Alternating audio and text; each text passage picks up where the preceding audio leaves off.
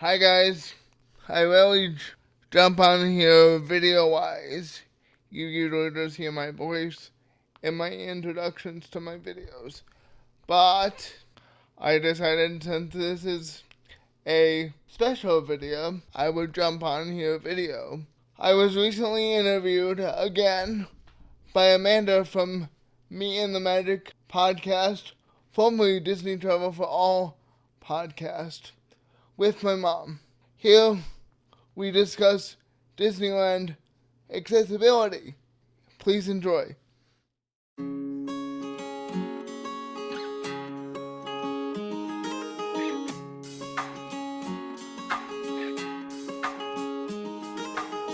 Welcome to Me and the Magic.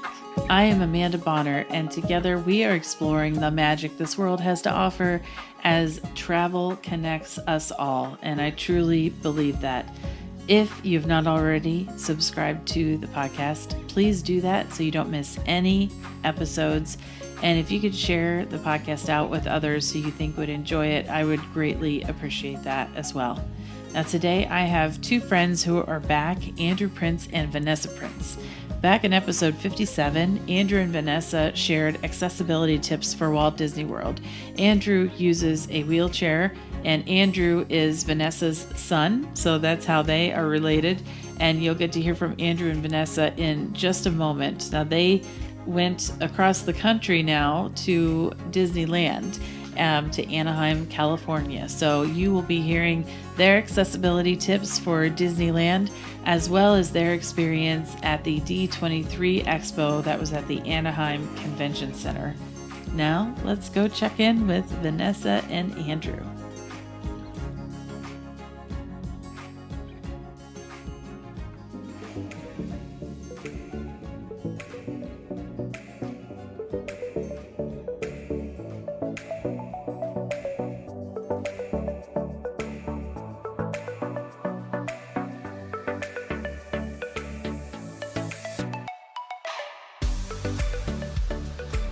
I am really happy to welcome back to the show Andrew Prince and Vanessa Prince. Welcome back. Oh, thank you for having us again. You are both very welcome. And for those who had not yet listened, they should go back and listen to episode 57, where you both shared some wonderful accessibility tips for Walt Disney World. And I have to say, I received a lot of wonderful feedback on that episode. So thank you both for coming back. I really appreciate it. Sure. Now, you live outside of Cleveland, correct? Toledo. No, Toledo. My apologies. Toledo. That is okay. Right. Ohio, but yes, a little further south, Toledo. Yeah, we're up near Detroit. Yeah, so Yes. Okay. And we were talking before we started recording, and obviously now that I live in Orlando, I know that you're down here, not frequently, but a few times a year, probably, an annual pass holders at Walt Disney World. But how about Disneyland? How often do you go to Disneyland? I added it up, and we've been 5 times since 2012, so in the last 10 years.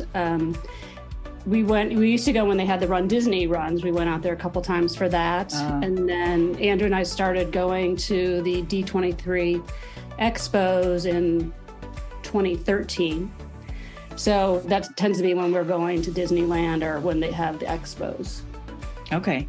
Mm-hmm. And Andrew, I did want to give a shout out to your online presence. You have a YouTube channel, which I will link to in the show notes. And then you have on the WDW radio blog, the Disney on Wheels. Yep. Excellent. So I will link to all of that. So you just recently, it feels recently, but I guess now it's been a couple months, went to the D23 Expo, and that was beginning of September, correct? Mm-hmm. Yeah. Yep. And then how early did you go to take advantage of some time for Disneyland? We went in on the Monday before, and then we took 3 days in the parks, which was for us just the right amount of time to be there. And we bought the park hopper so we could go between Disneyland and Disney's California Adventure and meet up with people or do attractions we couldn't get on one day and stuff. So it was a nice time. And I'll tell you though, it was hot there. It was like 100 degrees. I've never felt that bad in Florida, but it was hot. But we had fun. So we didn't let it stop us. That's good. My brother lives in Los Angeles, and I do remember that they were, scorching during that time. It was extremely hot out there for whatever reason. So, and for those who aren't familiar with Disneyland, I always recommend the park hopper because unlike Walt Disney World, it's so easy to just go between the two parks. They're very close together in the same plaza, the different entrances. So I do highly, highly recommend that. So I know that you flew in, obviously did not drive because that would be quite a drive from Ohio. And when you do go, do you have a preferred airport that you like to fly into? Well, in the past, we always went into LAX out of Detroit because they had a direct flight. But the problem with LAX for us, because we need an accessible transportation from the airport to our resort, is just finding one now that has that capability. We used to be able to take Super Shuttle. They've closed down the Disneyland Magic Express, which wasn't owned or done anything with Disney. It was just called that. They're not in business anymore. Oh, gosh. And then in 2019, we took a chance and flew into Orange County, or some people call it John Wayne Airport, which is really close. I mean, it's maybe 20 minutes or so from the airport to the resort area. And this time I just kind of went on a whim and said, well, we'll just figure out transportation when we get there. And that's usually not how I plan things, but it worked out. We ended up taking a taxi that had an accessible van, and they took us to the resort. It did cost a lot more than if we did an Uber, but I didn't know if they had those there or how frequently you could get one. Right. So I ended up also, while we were in the taxi, booked our return to the airport on the Monday after the expo, just because I didn't want to be like stressing out, like, oh my God, how are we going to get to the airport now? And all the Ubers are filled, even though you can book them ahead. But there was an accessible Uber available, Uber or Lyft. I can't remember which one, but we'll try that next time to see how that really works. Okay. But again, I really did like going into John Wayne versus LAX just because it's smaller. Yeah. I mean, it's so convenient. You don't have to wait in long lines to go through TSA, and it's just very accessible and easy. And, you can get there a little closer to the time you need to fly and not worry about what terminal am I in, because they won. Yeah. So yeah. I do highly recommend that if you can fly into that one, that's the way to go. Yeah. LAX is enormous and can be very daunting. So yes. We've done it too many times. Yeah. Yeah. And where did you decide to stay? Because also for those who don't know, the convention center where D23 Expo is kind of on one side of California Adventure, and then Disneyland Park is on the other side of California Adventure, is how it's kind of laid out within the city of Anaheim. So because we were going to D23 Expo, I booked through D23. And I always find that it's best, as soon as they say they have the hotels, jump on it and book right then. Don't wait until you bought your tickets, because you can always cancel your hotel. Mm-hmm. But the problem is they keep raising their rates just like everybody else does the closer you are to the convention. So I got a really good rate at Hyatt House this time, which is at the corner of Harbor and Catella. Okay.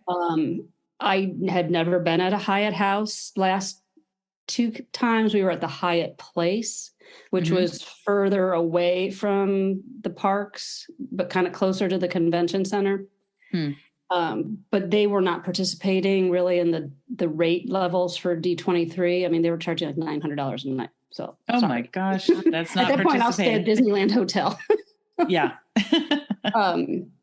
Well, we've also stayed at the Hilton, but this time it was the Hyatt House, and I really liked it. I mean, it was very close. Andrew and I walked to the convention center, which is maybe a half mile. But then in the other direction, we walked to the parks. So to get to what the center of the Disneyland Esplanade, they call it, to decide which park you want to go into, it was 3/4 of a mile. And it was a really nice walk with palm trees, and there's always people going. So it wasn't like you felt weird, but the way Disneyland is set up with the Good Neighbor hotels, there's people everywhere. I mean, there's just, the whole road is just all different hotels and motels and people and good weather. I guess it did rain one night, but, I found a really nice hotel. I guess it's an extended stay. So we had a small kitchen, a little living room area, and 2 beds, and it slept 6 people, but it was just the 2 of us. So it's plenty of room. I felt like we had our own little apartment. It was nice. Excellent. I will link to that in the show notes. That sounds like a great place to stay. Did you like it, Andrew? Yes. Good. Sorry, and the bonus, they had a free breakfast, which was really nice. And they even had grab and go if you wanted something early in the morning. But the staff was really nice at the breakfast area and things. And it just made it a little more convenient than having to go buy food once you got there to where we were going. Excellent. So I know you said you've been to Disneyland about 5 times in the last 10 years. Have each of those times been related to D23 Expo? Nope. No.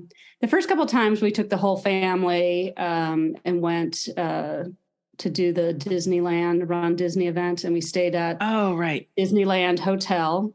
So that was really fun. That was, again, 10 years ago. So I think it's been even remodeled since we were there, but the rooms are really nice. We had a great view of downtown Disney, and, the little beds have the twinkly lights behind them of fireworks, and it was fun. I like that hotel. Then we went another time to the Tinkerbell Run Disney event and stayed at the Grand Californian.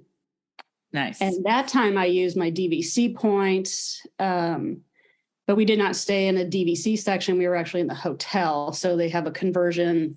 It was through RCI. So you pay a certain fee, and then you can use points or pay cash at a better rate. So. Oh, interesting. Okay. But that resort is nice too. It's really pretty. We didn't use the pool when we were there, but the nice thing is they have an entry point right into Disney California Adventure. So you go through all the security screening without all the people. I mean, there will be people, but not as bad as if you're coming in on the main thoroughfare. Right. Or even if you're over there and you want to pop back into the room, it's really easy to just be right there. So. Yes, that's on my wish list to stay at that hotel. I have gone to the spa. It's a very nice spa. And I have dined there multiple times, but have not stayed there. But I've stayed at the Disneyland Hotel, and I agree. I love it. I love all the nostalgia of the different buildings, the different sections with Adventureland and Frontierland and all of that, and really fun rooms. So, but like you mentioned, there are so many other hotels because really there are only 3 Disney resorts at Disneyland. So that makes a big difference. And it does feel very safe, walking around, I have found in general. I did talk on episode 15, Becky Menken and I talked about Disneyland tips for kind of a first visit. And she gave some hotel recommendations as well for someone if they're going solo or someone with the family or, different levels there. But that was a couple of years ago, and there have been changes since then already.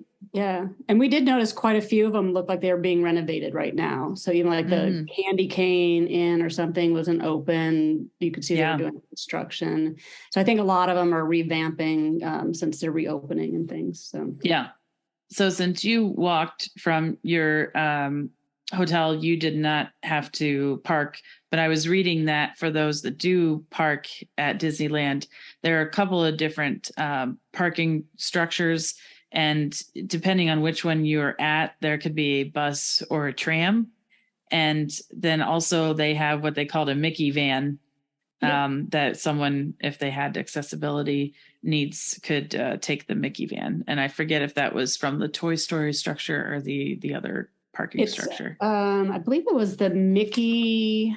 Mickey and Friends, was that it? Mickey and Friends, and then is it Yeah. Pixar that's right there? Yes. So you have the tram or the Mickey van, but then there's also remote parking lots that also have a bus system. And you just got to make sure that you're not a really large scooter or wheelchair. I would imagine Andrews is a little on the not super big, but he can fit into most every vehicle that we've ever tried. Okay. I think Anaheim even has another shuttle that I kept seeing, and it was pulling into the parks. It was Art or some. I couldn't find it online, but yep, you're right.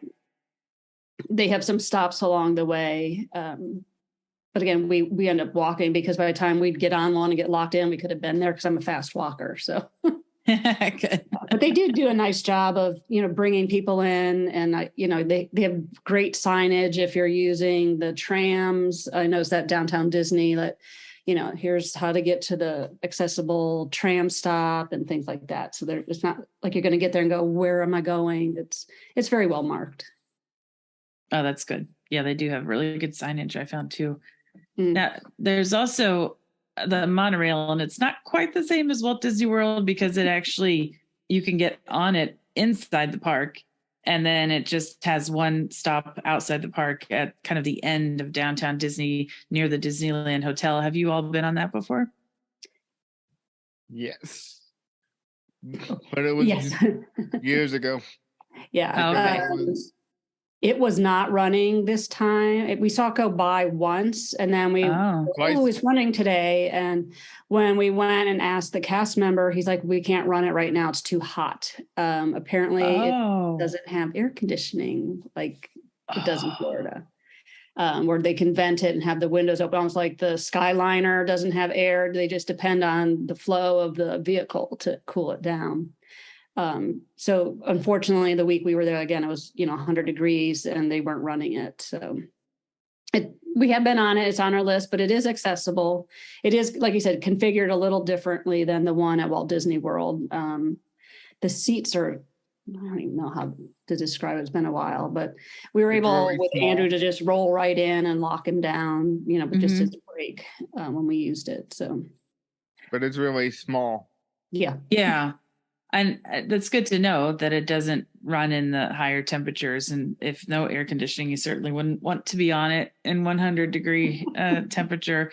If I remember correctly, when I wrote it, it reminded me kind of the New York City subway, that the seats were on the sides facing inward mostly. Yeah, something like that. Mm-hmm. Yeah. Okay.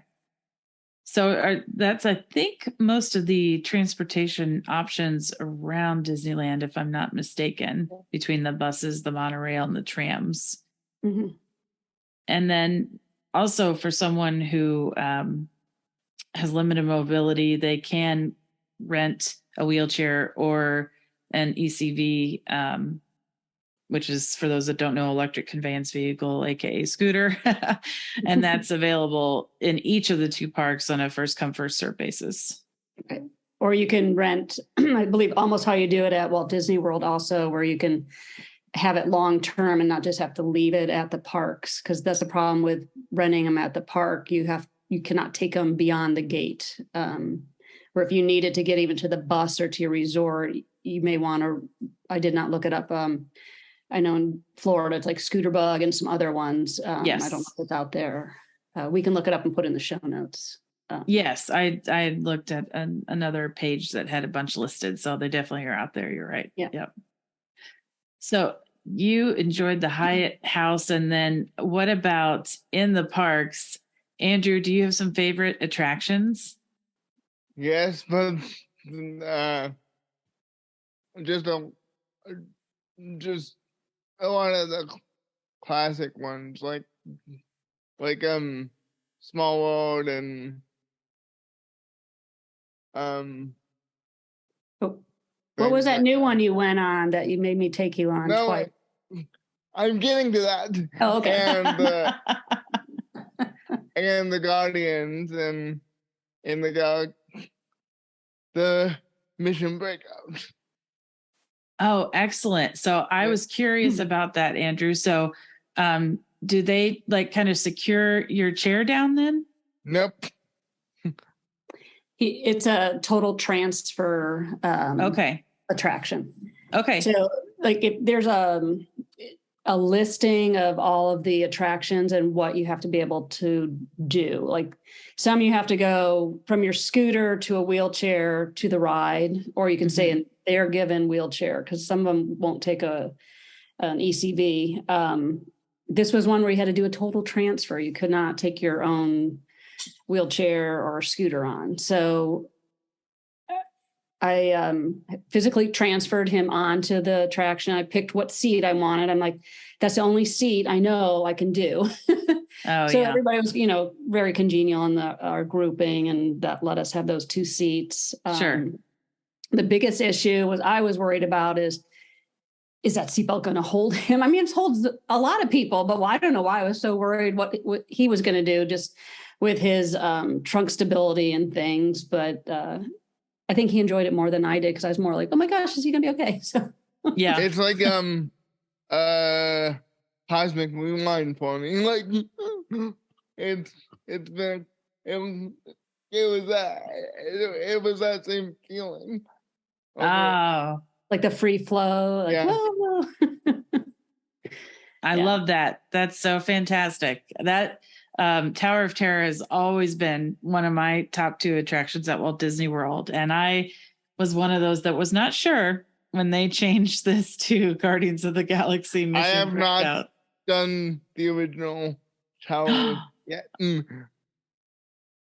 Is it the same at Walt Disney World that its total transfer is available? Yes. Okay. Yeah. Mhm. Well, we wrote it twice. We did the regular Mission Breakout, and then we went at night and did the Halloween version. The Halloween villain. There's a Halloween version? Yeah. With like monsters and yeah. Oh my gosh. But it was total dark. I mean, it was really? Oh my gosh. It was fun, but the view out when you're at the top and looking over Disneyland is amazing. And then all of a sudden, you're not. Yes. Make sure your eyes are open because it's quick. But oh wow. I think I need to go back there for Halloween and the Oogie Boogie Bash and all of that. I did go and rode Mission Breakout, and I was pleasantly surprised how much I loved it. Mm-hmm. It was so much fun.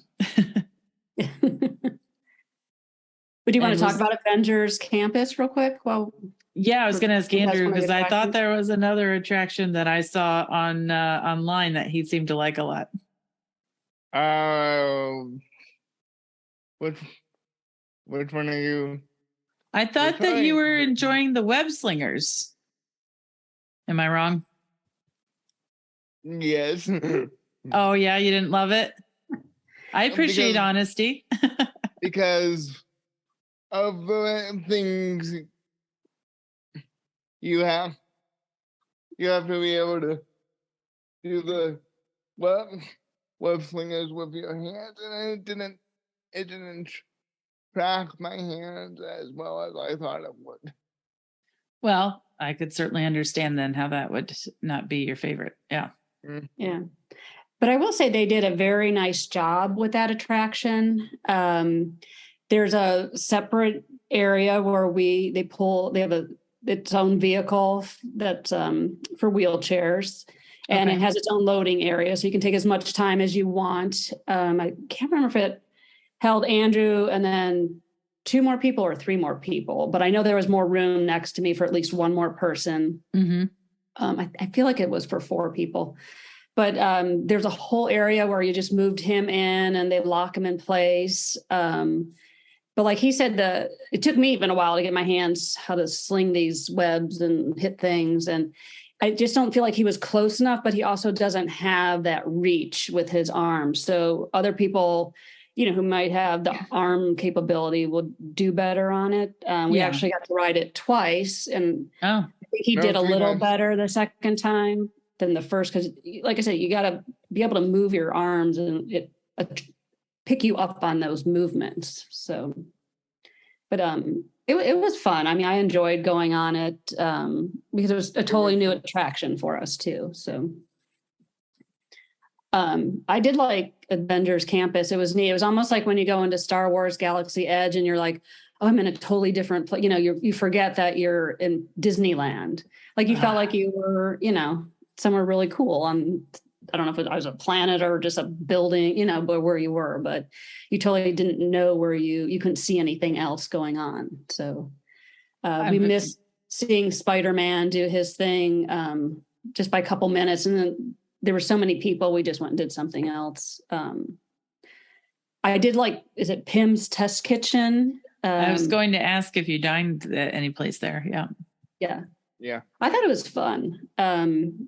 The food you probably see online, the different size foods and everything. But we also sat on the outdoor seating area, and we were able to watch the characters on the roof across the way. So we saw a lot of, we saw Iron Man, I don't know what the people from Wakanda are called, but just they kept them coming. It wasn't like, oh, when's the next one? It's like, okay, one left, and then the next little show appeared. But we sat there for a good little while and cooled off. We had a lot of shade and things. So. Oh, that's good. Yeah. So that area of the park was really fun.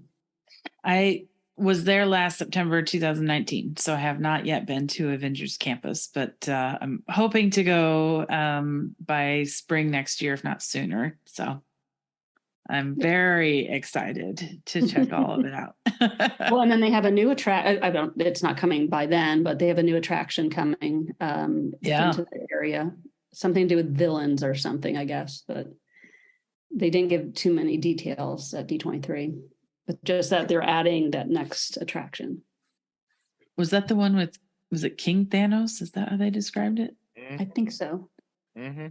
Oh my gosh. Oh, that's going to be very exciting. Always keep you coming back. That's right. That's right.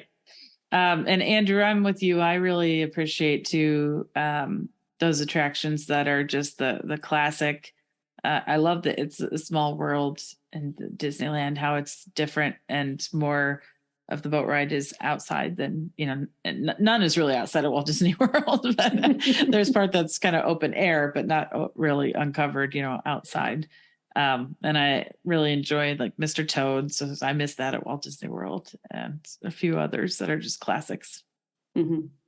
Well, I went through all the attractions, and between the 3 days, Andrew and it was just me who was transferring him on someone. We did 29 different attractions. Wow.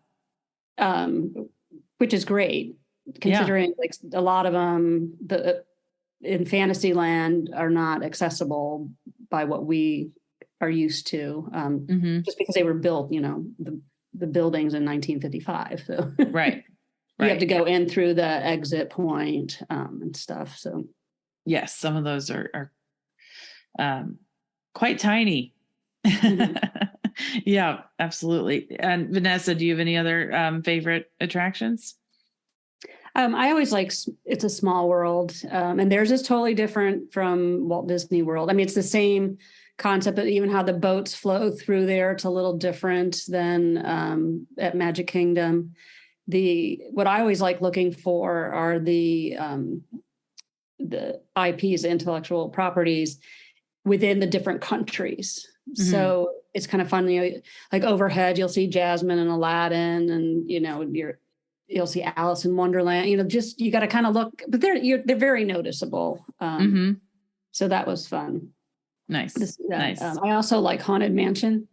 Oh yeah. And this is our first time getting to be able to see the overlay on it for Halloween, because it's always been down when we were there. They're installing it, so we never really got to see it. So we went on that twice. What did you both think?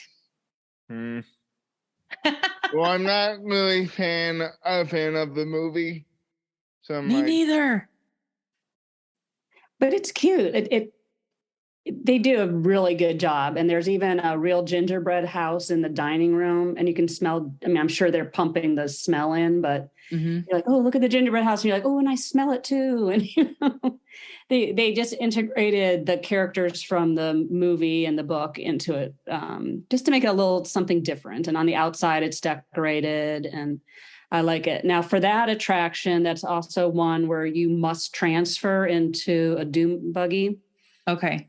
So it works pretty much the same way it does at Disney World, where we went through the line and the room, the elevator shaft thing, and we go into a separate little area where once people come off, they'll shut the whole system down with the conveyor belt part, and they load us on that way. Mm-hmm. But again, I do have to physically pick him up and put him into a dune buggy. Mm-hmm. They have some that open just a smidgen wider, which makes it nice. I think they have 3 or 4 of them. Mm-hmm. That the front bar goes a little farther, so you can do that.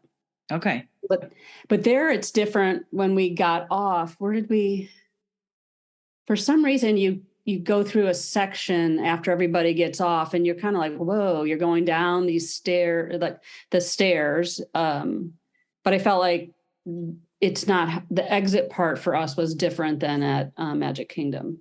Huh. Okay. Because you're kind of behind stuff. I should have taken a video, but I didn't. But is it technically considered backstage or no? No, not really. But okay. You kind of have to hold on because the traction vehicle kind of goes forward a little bit. You know how you normally turn around you're still to in the go vehicle. Down the stairs? Okay. We're going down face forward. So you're like, oh. I see. Yeah, that's different. Yeah. Interesting. So, but it was a fun attraction. I like a lot of the ones, and some of them are the same as, the two coast. The one we thought was interesting this year that we never knew about, I know we're jumping around from park to park, was that's okay. Nemo's undersea voyage. The submarine one that it's really cute. Now, when he was younger, we were able one time to get him down into the submarine. But of course, no longer could I ever do that again. We'd be stuck on the stairs. But we learned right before we left that they have a special area called a wheelchair accessible alternate experience. Oh. So you go to the attraction and you just tell the cast member that you need to do the alternate experience. And we had to wait maybe 10 minutes. And then we went in to this little room, and it probably could hold 10, 12 people, but they had some different little things to look at from the attraction. And then there was a big screen, and we watched, I think one was camera was hooked onto one of the actual submarines. Oh. So as it went around, we were watching what you would see if you were on the submarine. Okay. So it was fun. Again, so he could experience, or anybody could experience that hadn't gone on it. Yeah. I've also heard some people from the podcast we heard this on, when their kids were really little and they were worried about them getting in the submarine, they didn't know what was going to happen. They've taken them into that room to see how they would do in an enclosed space with just that water going past you. Sure. So you don't have to necessarily be in a wheelchair ECV to go in it. You just don't want to get into the submarine. Yeah. And that's a great point, actually, that I wanted to mention, because Disney, the Disneyland website, they have, different categories that they list for accessibility. So they have cognitive, and hearing and lighting sensitivity, magnetic fields, mobility. Also service animals, kind of guidelines and restrictions are listed there, visual disabilities. So they have these maps for both parks that are guides for guests with disabilities. And are those available paper copies when you're there? Do you know? Yes. Okay. So just when you've gone through the turnstiles and you go in, they have like the regular maps, and they have different ones in different languages, but they'll also have them, one they'll say accessible or accessibility on it. And I always grab a couple of them, but they are nice because they'll show different areas where things are. If you need, even the first aid, it'll list all of the attractions of what with the little symbols of you can stay in your wheelchair, you have to get out, different things. Okay. But also what's nice with the Disneyland app and using Genie, and not, you don't have to use Genie Plus, but the Genie system is there's a button on there where you can see what the accessibility is on the different attractions. Oh, nice. So if you didn't have the map or you didn't, you just want to look it up, it'll show. I couldn't pull it up today because I'm obviously not in the park to see what it is. But it does show the different things and spells it out. Like you'd have to get out of your wheelchair, or you can stay in. So they have two options of seeing that. Does Walt Disney World have that too on the app with the Genie service? I've never looked at it because we're so familiar with it that we kind of know which ones we have to. Oh, sorry. I will put that on my to-do list in December to make sure what happens with this. So, and then also on their website, before you go, you can also map out your day, because there's a page, if you look it up, that lists all the different attractions by what you can do. So like there's a must transfer from an ECV to a wheelchair to the ride attraction, or you must totally transfer, or you have to be totally ambulatory. But then in there's links. If you click on the Little Mermaid, Ariel's Undersea Adventure, it'll pull up that page and tell you what you can do or not do. So you're not going to be surprised. Like if you're planning for some kids or adults can't take, I want to go on this, I don't know. But like at home, you could say, I don't know if we can really get on that one, or you can try to totally avoid it by not even talking. I don't know how. Yeah. You don't want people to be disappointed because they got there and didn't know that you couldn't get on something. Yeah. So we tend to do that too, is still look at what is the process for that ride, or, right. But I know we're going to have that in the show notes too, the links to all of that. Absolutely. And it's a really helpful website, and this is just Disneyland.com, but obviously then there are pages within that Vanessa is referring to. So I'll certainly link to all that specifically. And then we have the Disability Access Service, or DAS, which also we had talked about in the previous episode for Walt Disney World. Now, is this the same process as Walt Disney World, or is it different? I believe it's the same. The enrollment process is the same. Okay, so you can enroll before you actually go, right? Right. Yeah. Or we tend to do it when we get there. Okay. A lot of it is just because it's the same with Walt Disney, where you get on a call and you're kind of in a queue, and you could be in a queue for 15 minutes, or it could be 2 hours. And sometimes I don't know how, our day is, we're not super active, but okay, that would be the day that I have something in 2 hours, and that's when they call me back. So right. We tend to just do it once we get there, and then they'll help you select an attraction to go on, the first one. But it's pretty easy because, again, once you're enrolled in it, it will show up in the Disneyland app for that day. Like under the Genie, there'll be a little square that'll say the DAS on it, and you click on that. And then it'll show what attractions. You can only hold one at a time. But the nice thing is the same between the two parks, like the two different coasts, I should say, is you don't have to go to the attraction anymore. You can do it all on your phone, where it used to be like you have to have your people linked, just like we do at Walt Disney World.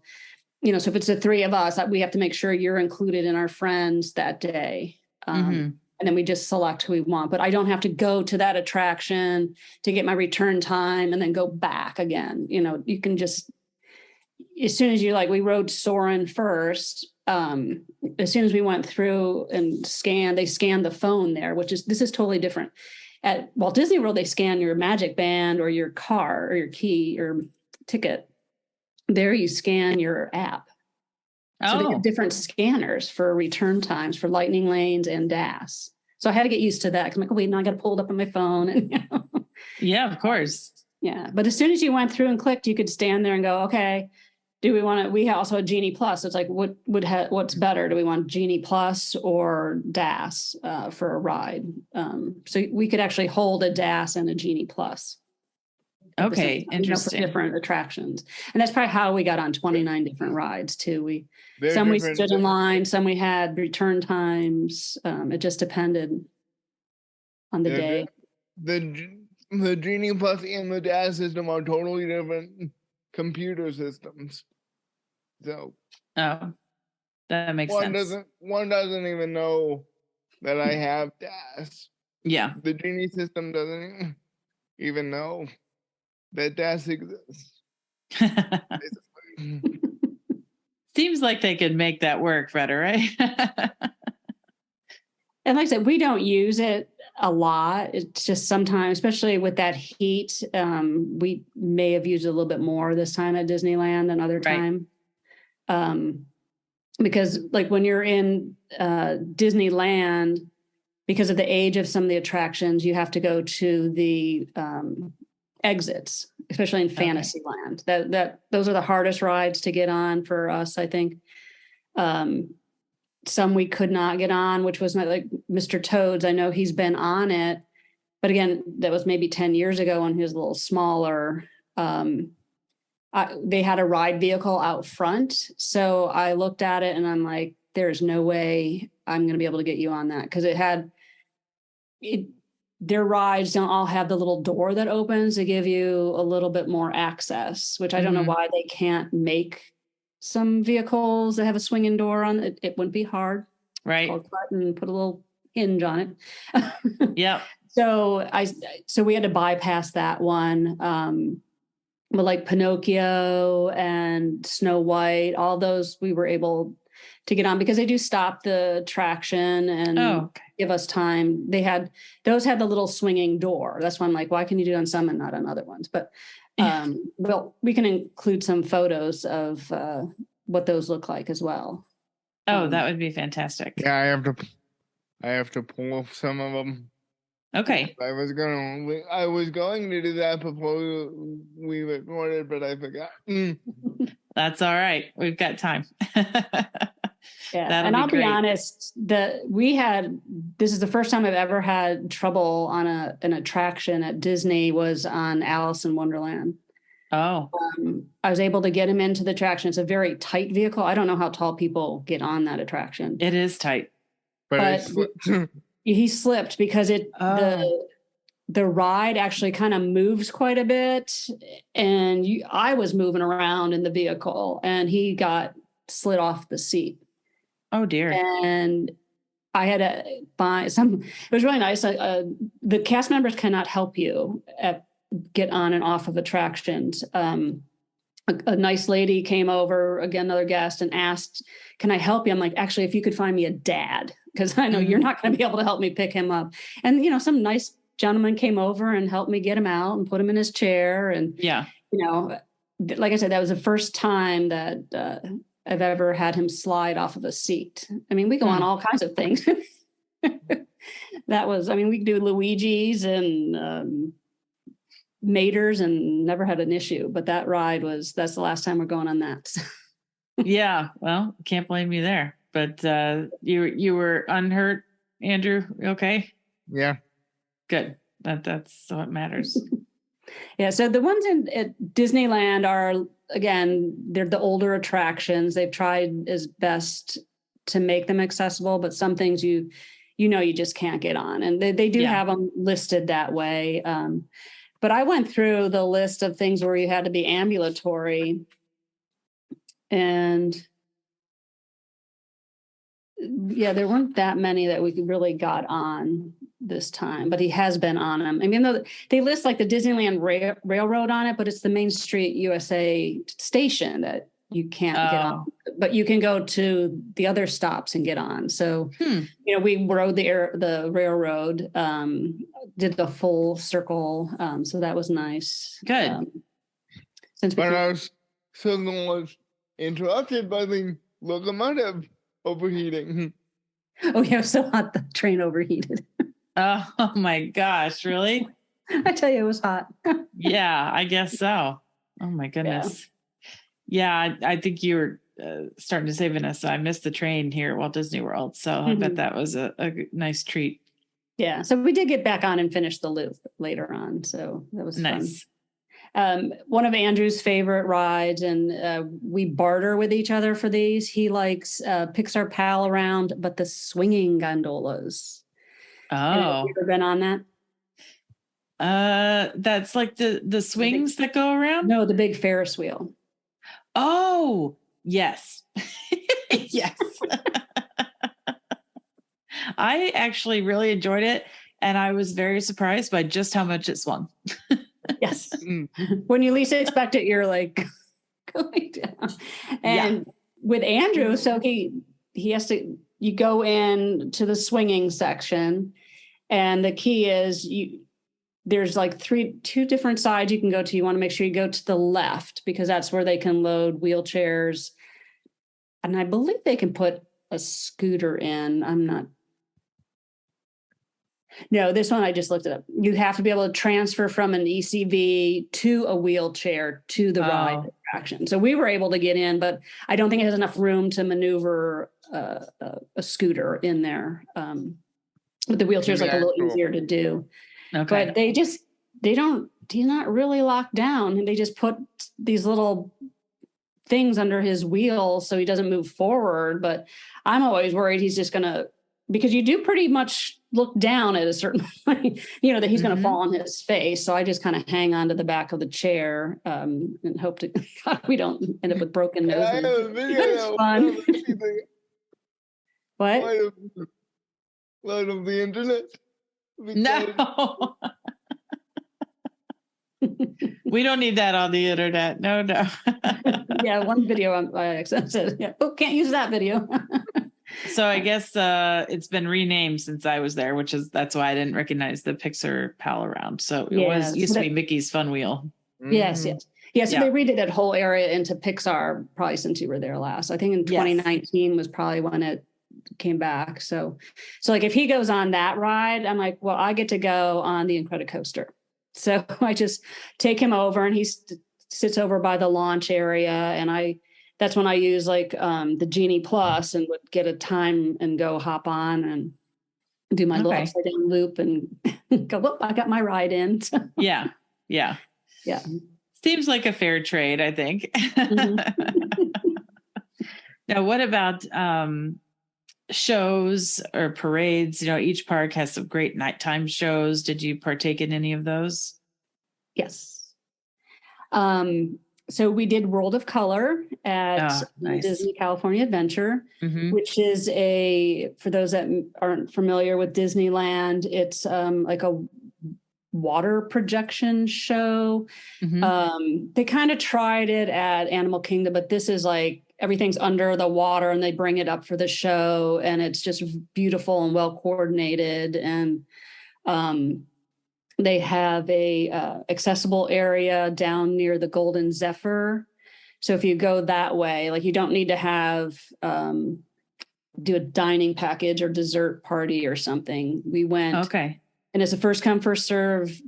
It'll fill up, but you just if you get down to the Golden Zephyr, you'll see the area. They have it roped off. The area is quite large, and what I liked about it is they had benches for me. So I sat and we chatted with a really nice family. I think they're from Ohio also. But Andrew could sit there and I could also sit down and not have to, again, stand the whole time. It is nice. A little elevated. We could look over the heads of the people in the sectioned off area in front of us. So I didn't feel like sometimes when I get down and look at Andrew's viewpoint, I'm like, well, you can't see anything from down here because he's much lower. But on that one, we could just see over everybody. So it was great. I mean, we even got wet a little bit, depending on when the wind was blowing, but it was a great view. So nice. We did the, what was it called? The Halloween, we had projections on the castle at Disneyland. Oh, okay. They were not doing the fireworks during the week. That was only on the weekends. So we didn't get to see the fireworks. Okay. But we got there a little late. Oh, well, going back to the World of Color, we got there maybe an hour to 50 minutes ahead of time to be able to get into that section. Because Okay. like I said, it's a first come, first service, or first serve, and it will fill up.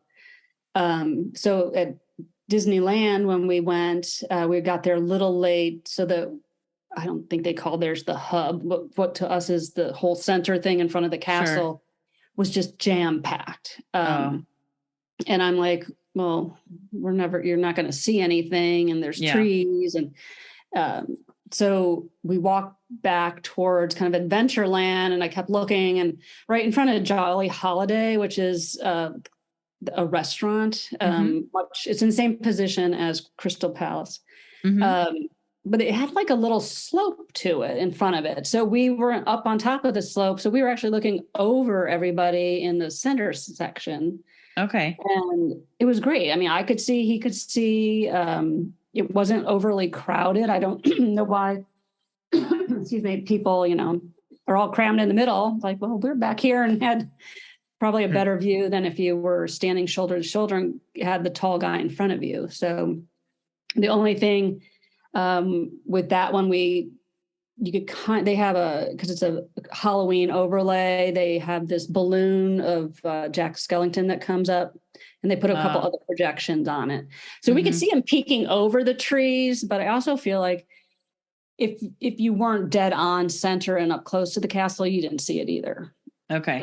It wasn't that obstructed from where we were. Right. I was told before we went that they had a section, an accessible thing, but when we got there, they're like, no, we don't for this show. So interesting. And I don't think Fantasmic was running while you were there, right? Nope. But have you seen it in the past at Disneyland? Yes. And is there a specific seating area or section? No, there is. It's very small. Again, first come, first serve. Okay.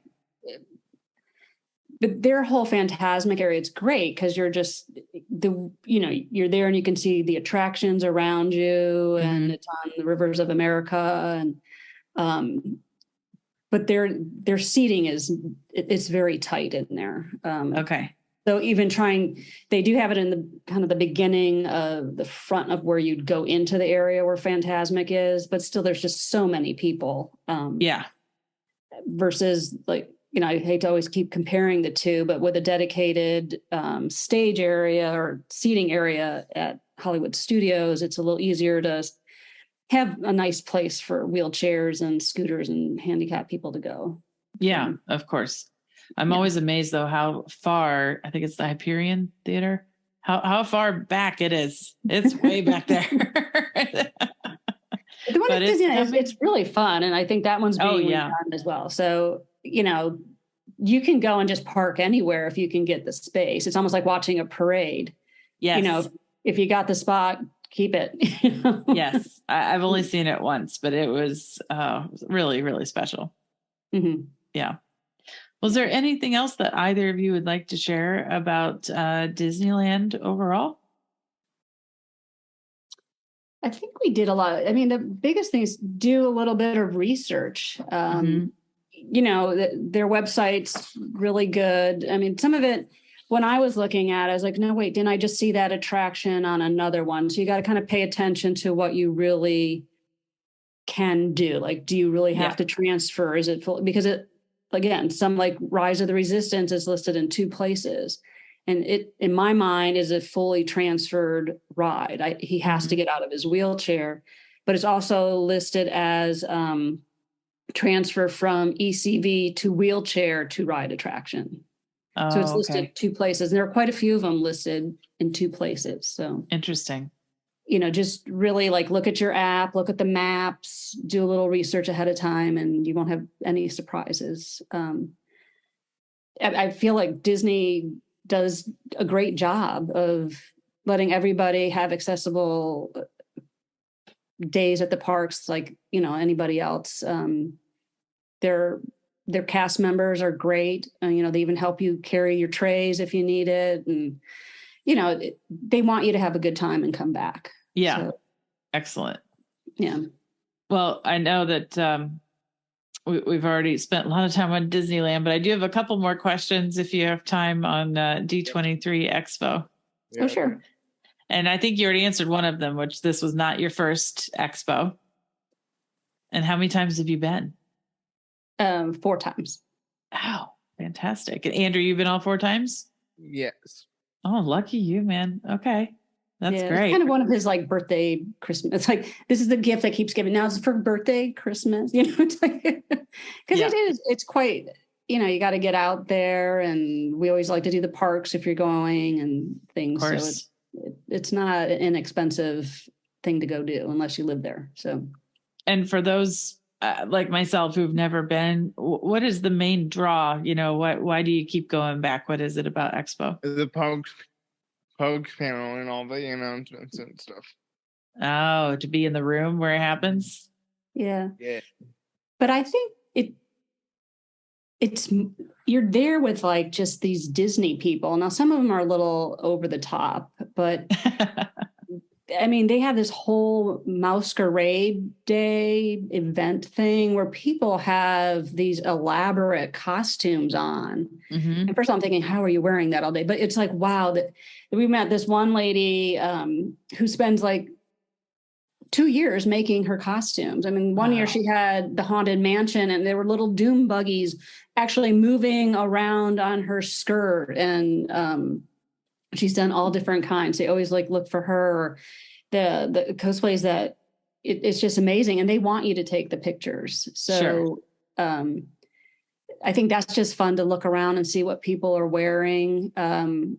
We hang out at the MEI WW radio booth because sometimes I go because I'm like, I just need a break.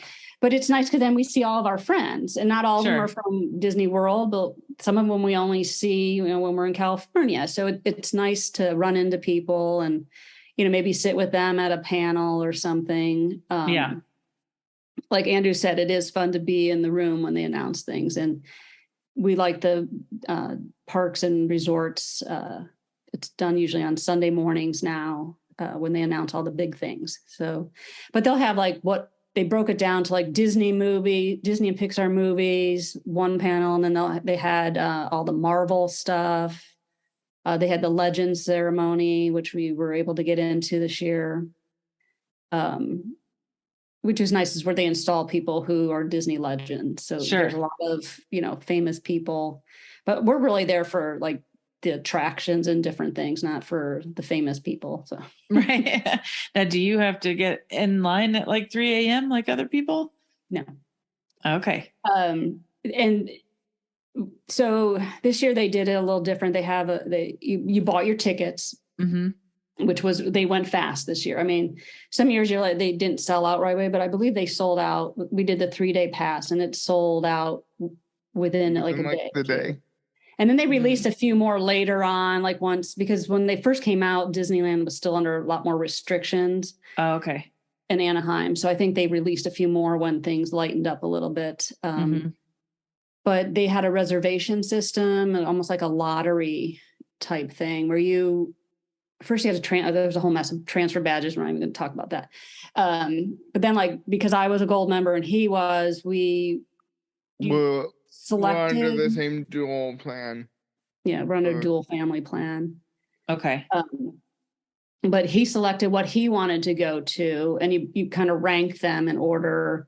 And then I was able to select what I wanted to, and you had to choose that you wanted one guest to go with you. But then you had to wait, like, I don't know, it was like 2 months or something to even know, maybe 6 weeks, what event you were even going to. So I think I got lucky and had Legends and Parks. No, I had Legends. Oh, did you? Okay, whatever. So he had Legends. Oh yeah, because I had the movies. So I got Disney movies. He had Legends, and I got Parks and Resorts. But then he also just got a Pixar ball and Pixar sunglasses, which you can kind of go and get anyways. But they had a time slot for you if that was one of your things you want. I can't remember what my third one. It was probably something weird too, but that was interesting. But then there were a lot of them that were in this list. Like we went to an Imagineering one, and I thought, oh, we're not going to get in because it's full. We were in the standby line, And then they came and said, "Oh no, we're done. We're not taking anymore." We're walking by the room, and at the room, they're like, "Come on in. We have plenty of room." And they put us almost like right up front. And there were still probably 50 seats around us that were empty. So weird. It's almost like, I don't want to say go rush the places, but if they tell you no, those people might not know what's really, even though they're told. So we lucked out on that one. And another big Imagineering one was in a huge room, and there were tons of seats. So I don't know, people just didn't go and see if they could get in. Right. Or COVID restrictions at the time of them thinking of the system, or something. Yeah. So like I said, there were still seats in a lot of things, and we could go in and you can see they had some costumes and some different things. I didn't think this year they did as well as other years in that area. I forgot what it was in the called. Archives. Yeah, the archives. Okay. But then there's like people selling things. Then there's the big booth for Disney parks was called Dreams this year. And Andrew, you want to talk about that for a second? So this is where they have everything kind of laid out of what's like the models and stuff like that. Okay. But this year they had the Disneyland Toontown model out on display, and my friend who's an Imagineer was all excited about the accessibility stuff because he does. I don't know how much I can say while we're recording. I will not push you to break your cone of silence there. So bottom line, I guess there's some great things coming with Toontown that are going to make people with accessibility issues quite happy. Does that sound about right? Yeah. And it was cute because even the model had, little kids in wheelchairs. I'm thinking I enjoy Toontown, so it's not just for kids. Sure. It's a lot more accessible. They have a whole like play area, and supposedly the places you can go in are going to be a little more accessible than it used to be. So, but Andrew, he had his Imagineer friend, who's, I'll even say his name is Chris Beatty. He was actually one of the presenters for Parks, the Parks panel. Gave Andrew a tour of the Dreams Pavilion. So it was really fun, watching him explain it to us and take pictures with him. And then people came up and wanted their picture with him. But it was really nice because we had like our own personal tour with Imagineer, just because they've been friends for about 12 years now. So, Andrew, this sounds like an exclusive interview on Disney on Wheels coming soon, I think. Maybe. Maybe. Once it. Yeah. When will it become? Yeah. Yeah. Do they have a timeline for it? Toontown, I think it's soon. By next expo. No, definitely before that. I mean, they've been working on it. I feel like they put a date out, but I don't know when that is. Okay. Well, I know there were a lot of announcements about the Disney parks, and also that you, like me, love Disney cruises. So was there one particular announcement that most excited you? You want to go first, Vanessa? And then the Disney Treasure. Oh my gosh, I'm so excited for that one. We got to see the first concept pictures of the atrium area, and it's all jewel tones. The Grand Hall. That's gorgeous. Well, I don't know if they're calling it because it's more treasury and adventurous, so they may come up with a whole new name for that area.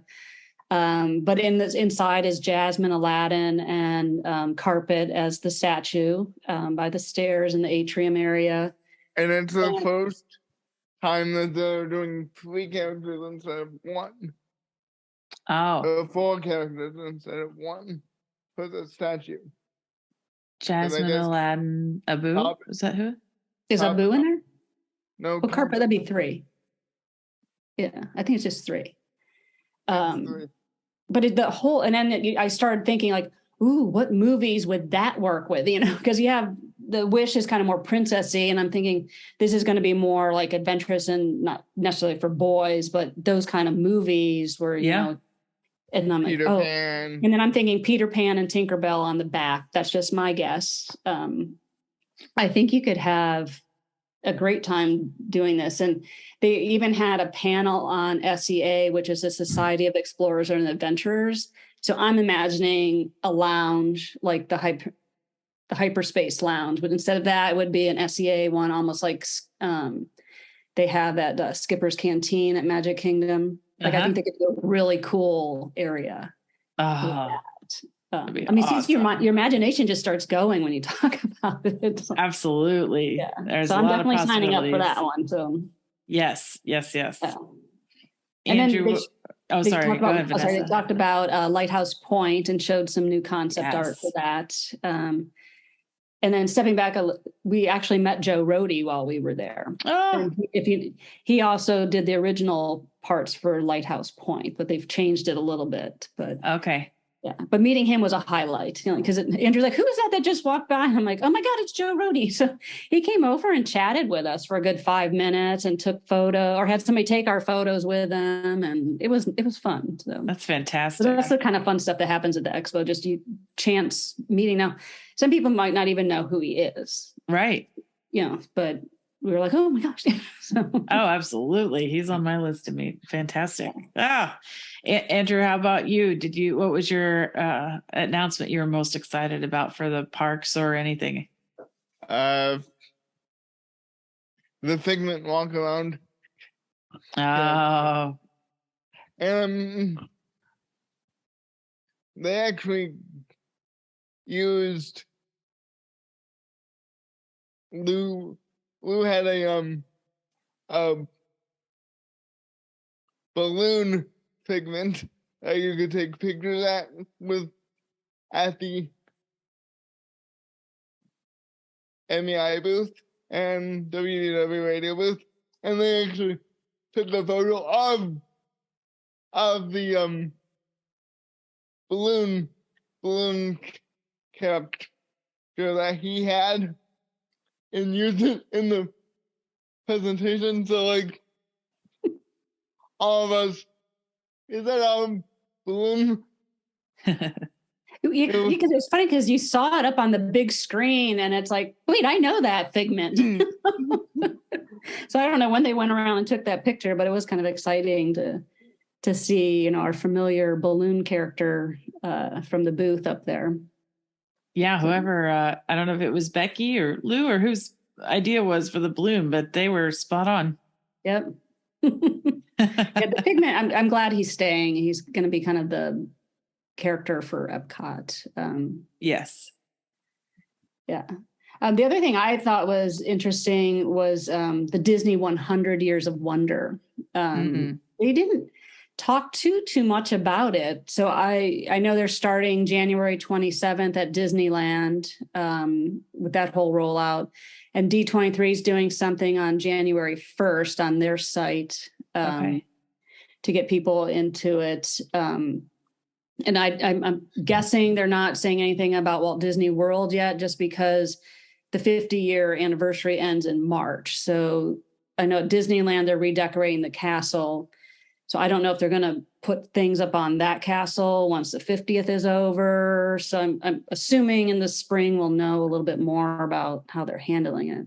But the actual date isn't until October 16th. So I don't know on that day, are they planning something, for everywhere? So I'm booking my room as soon as I can. So. Come on down. Yeah. But it just sounds fun. And we got to see, the how they're handling the logo for it. And it just looks really pretty. It's nice. It's something like, okay, there's a little statue. I'm like, oh, I need that, and right. I'm hoping they have a lot of things associated with the 100 years, which I would think. Excellent. Yeah. Oh, well, one of these days, hopefully 2024, I'll get to D23 Expo. And that's when we're going on the treasure. You can't go. No, just kidding. Oh my gosh. So many things. Okay. I hope they plan those two right, that they're not right next to each other. That Oh, you me can't too. have a maiden voyage and then that on the same. Like at least this year they were spread out a little bit. But. Yes. Hopefully they'll do that for us in 2024. Please, Disney. Yeah. Yeah, please look at the calendar, people. Yes. We'll spend the money. Well, thank you both so much for, sharing all your experiences and tips, because it really does help other people have a magical experience at Disneyland and people to look forward more to the next D23 Expo. So really, really appreciate it. Yeah. And we'll share our contact information in the show notes with you in case people have other questions.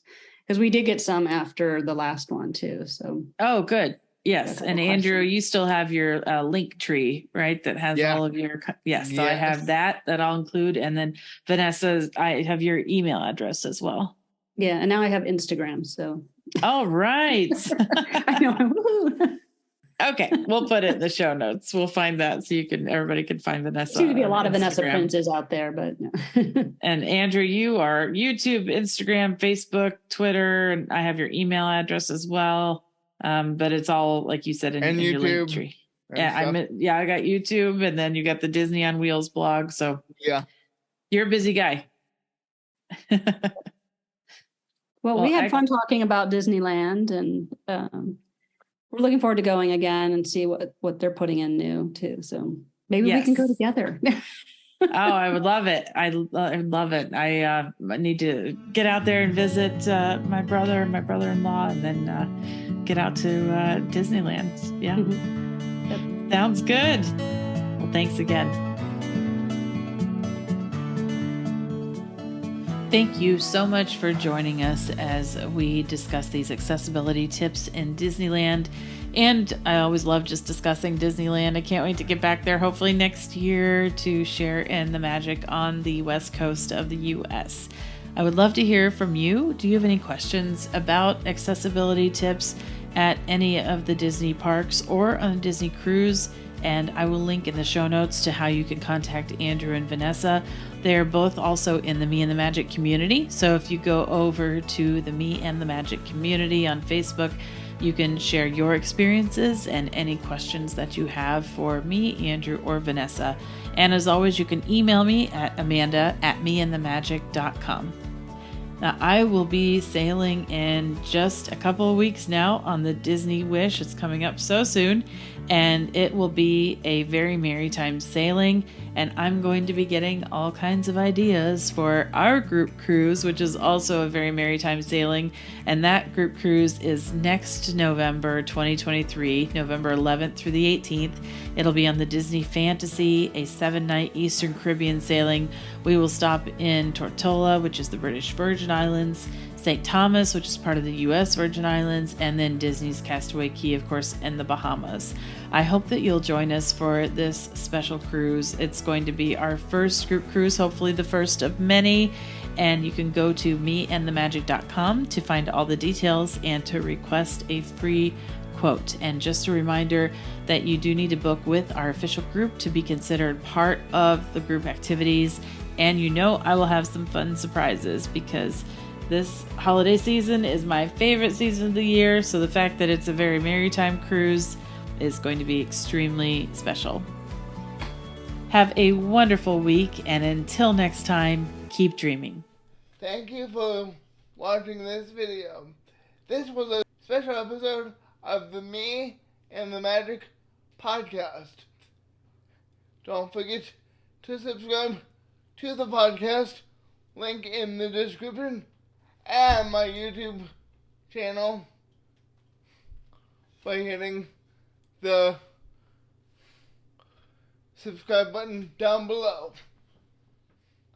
Thanks again for watching. Have a magical day.